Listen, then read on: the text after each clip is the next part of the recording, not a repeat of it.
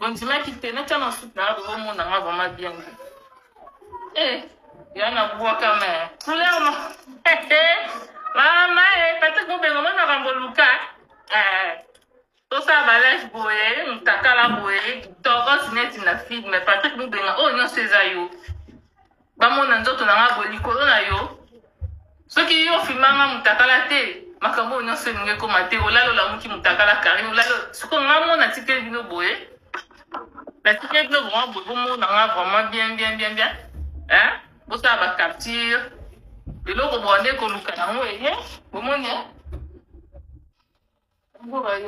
On va faire une bonne amitié. On va faire son idée. Donc, on a un vrai chéri. Ah, vous savez, non? Vous êtes content? Bravo, Nathalie. Oh, Pandora. Ah, Caro, c'est qui? Moi, parce que ça va chantage na victime.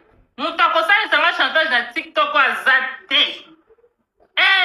Na mela masanga te, na filmaka te, eloko moko te, mutakosa isanga chantage ya zate. Bosa isanga chantage ya nini? Na olata bilamba te. Botala nga kaka bozaki na posa omona mutaka na botala ngo lelo. Botala ngo live. Botala ngo mutaka na ngo Patrick asambwisa ngo botala ngo bien. Na okotsa bino. Bozo ngo siko bo pidi yango bien.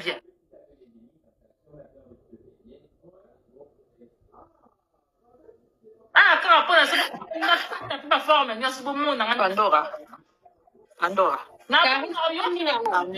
Pandora eza nini yango okona bana te Pandora eza nini mais boni po oza na besoin pour prouver bapité c'est quoi ça mais non peut-être yo moko ozomistambwisa il faut arrêter ça oza na bana arrête ça oza na bana c'est pas bien ce que tu es en train de faire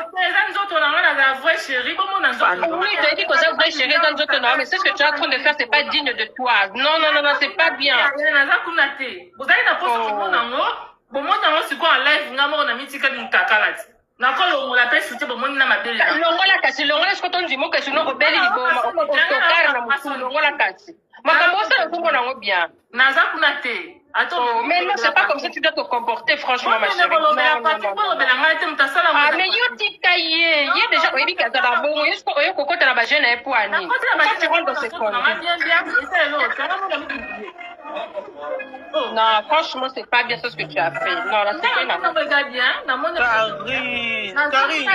Vous avez raison, Karine. Vous avez raison. Coach Mathias,